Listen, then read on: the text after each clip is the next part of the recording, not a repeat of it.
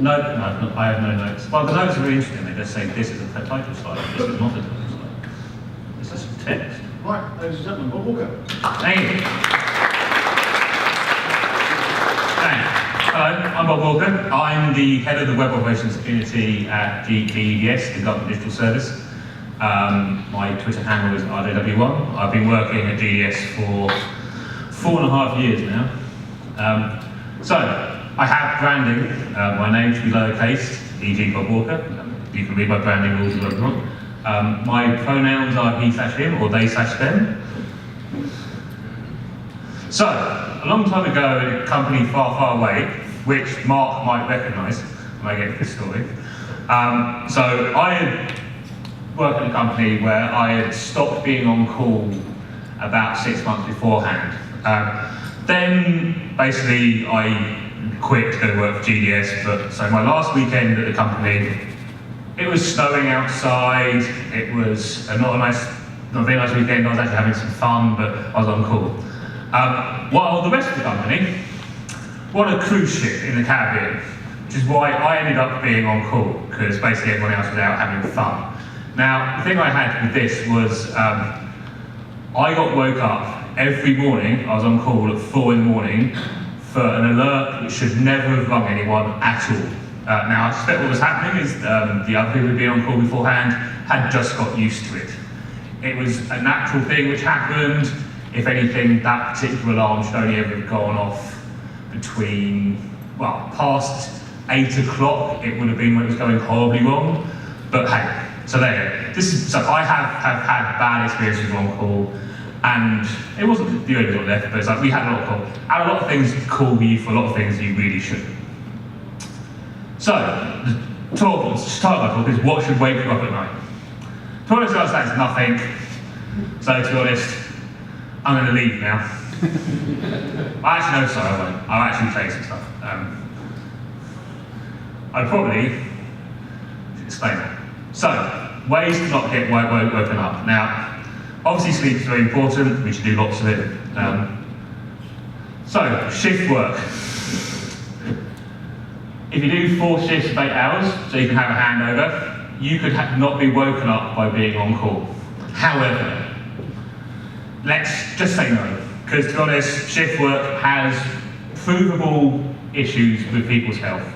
It will cause, well, as it says there, cancers, metabolic problems, heart disease, gastrointestinal problems, ulcers. I mean, none of that is good. And indeed, even if you're doing it on rotating shifts, long-term sleep deprivation is not a good thing. And to be honest, you should also give up caffeine. I was much happier once I did. I also now sleep 8 hours a night. It's great. So, the other option is following the sun. Now, this is a very nice picture from Cape Town. That's not actually that useful place to follow the sun because it's still in the same time zone as us. So, if you're a big enough company, follow the sun support is a good thing to be doing. You can do it. You have your people in the UK, people in both coasts of the US, people in Singapore, people in Sydney. I suspect people like Cisco do. I know Cisco do this because they do the handover between people if you're actually raising a support call with them. So yeah, it's really cool. So no one gets alerted out of hours for them. So no one gets woken up. This is a good thing, obviously. And it's during your normal working day, so you're actually on top of it all, so you can actually deal with the issues. So, the actual answer is self-healing systems. Like this axolotl, obviously.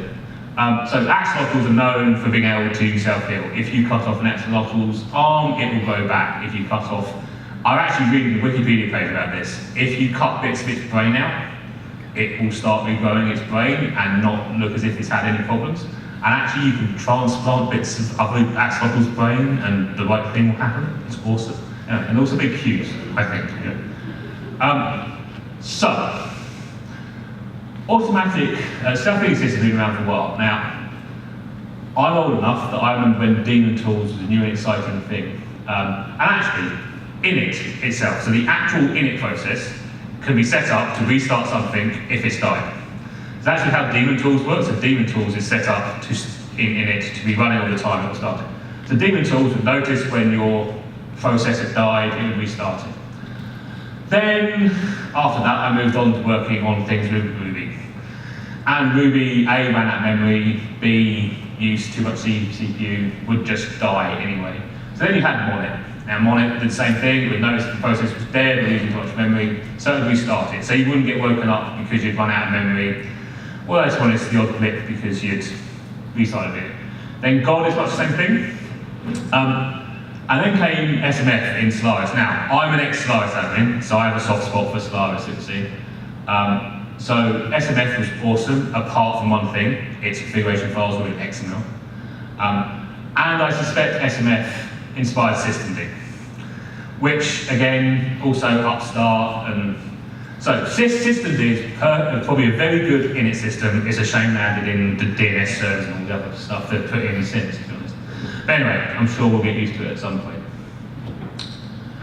So, after restarting processes all the time, the next thing is self-healing clusters. Now, as much as Mongo used to be quite bad for some reasons, it's always been quite good at being a self-healing system.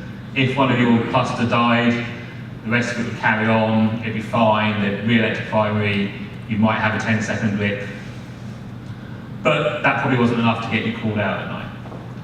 And then Elasticsearch, much the same thing. I mean, that's the thing. So you hear about people who used to have massive clusters of solar machines, which you had to like rsync between all of them. Clustering in Elasticsearch just made it a lot easier. Sorry, I'm getting feedback here. So, clusters are the way forward. So you don't notice your machines. And also, if you have enough machines in your cluster, obviously the cluster can survive the odd machine failing or the odd VM failing. I mean, with WK, we certainly have Elasticsearch members of the cluster just disappear for the day and it's mostly fine.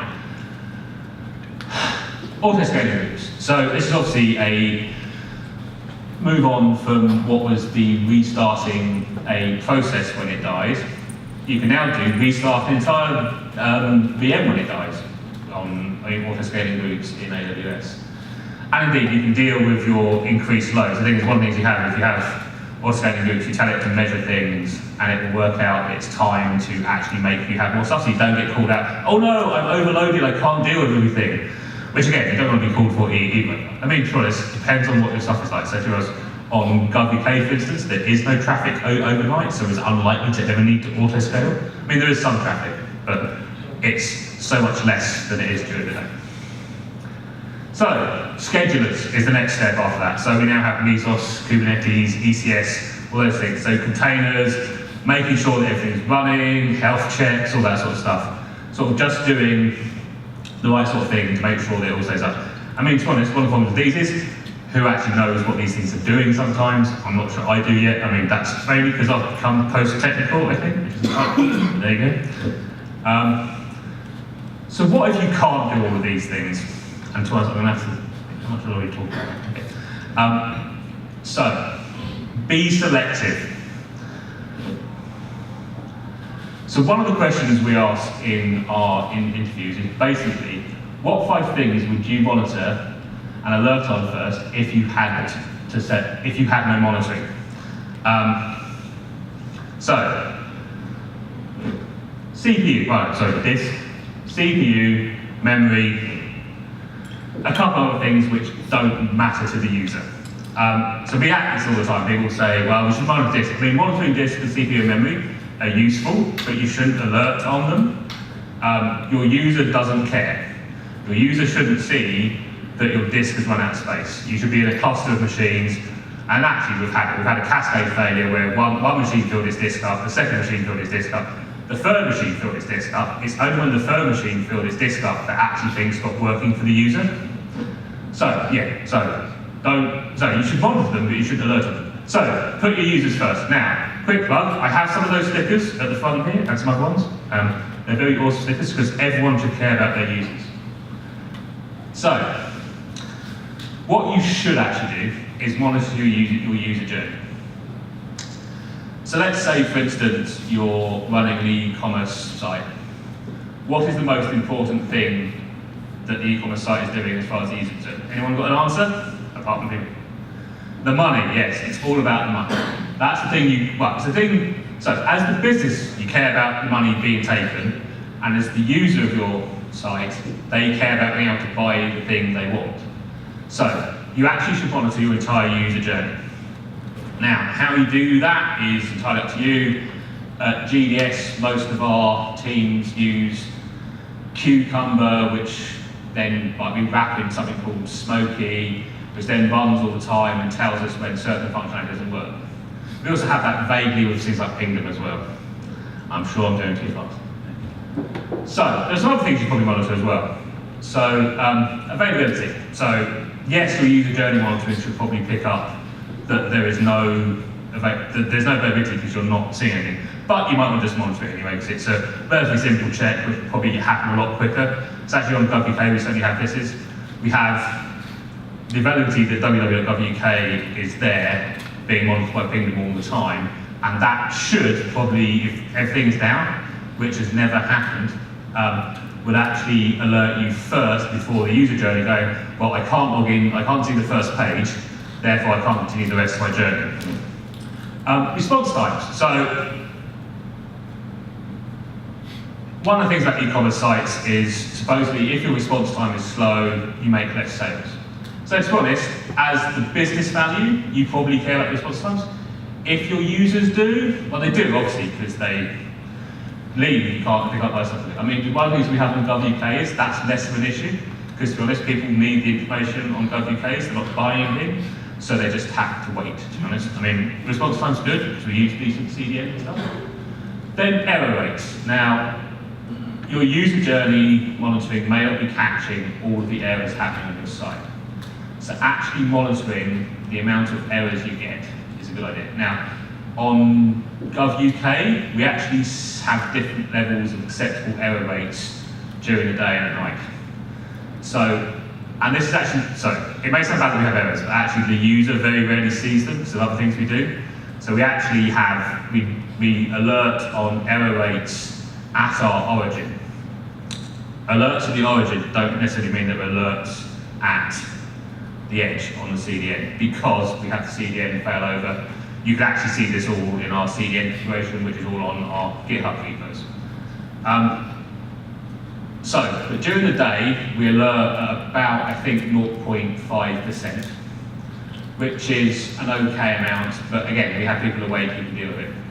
At night, that goes up to, I think, 2%, because we were happy with that being a number. There we go.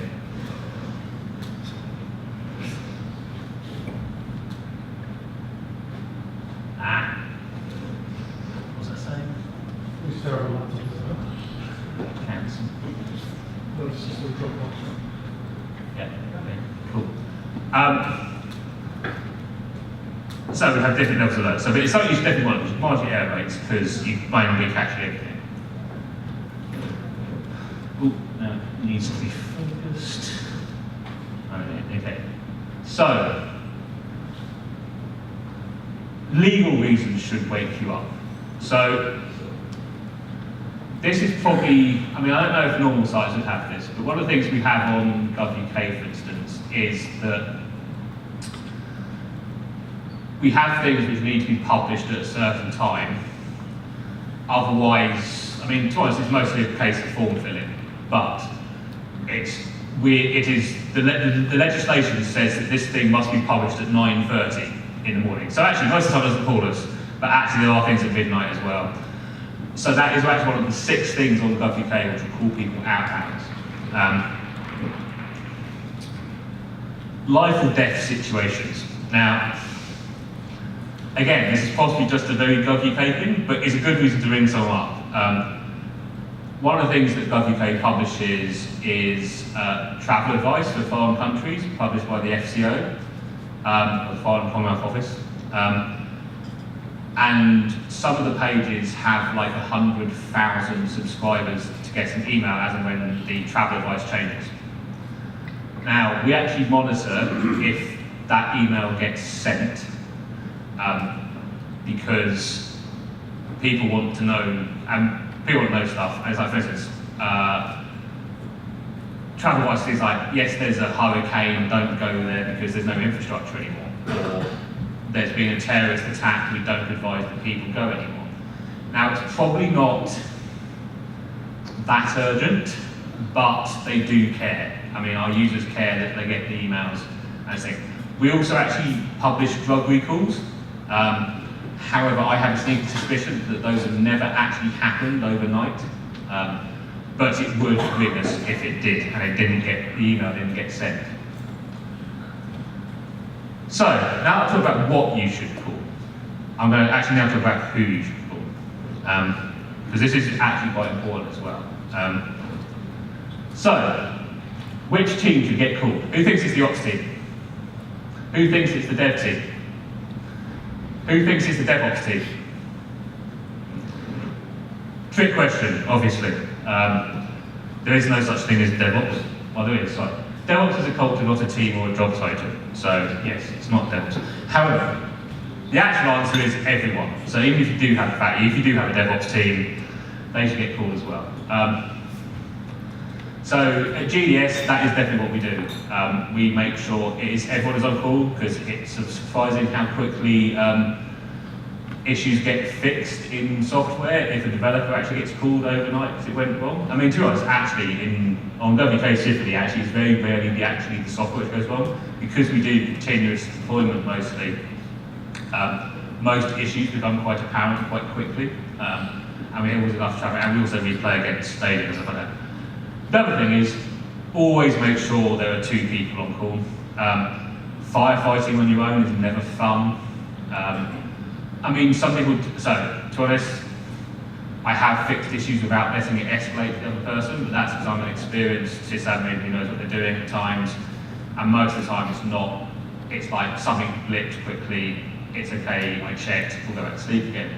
And so it's actually, in my 4.5 years at GDS, I've actually only ever been woken up twice for on call. We've had bad things happen during the day, that's fine. That's not being woken up, which is the important thing, because sleep is important. We're hiring DevOps engineers, technical architects, developers. There's a euro. I have business cards as well. No questions. Come talk to me later. I have stickers. And that's me. Thank you very much.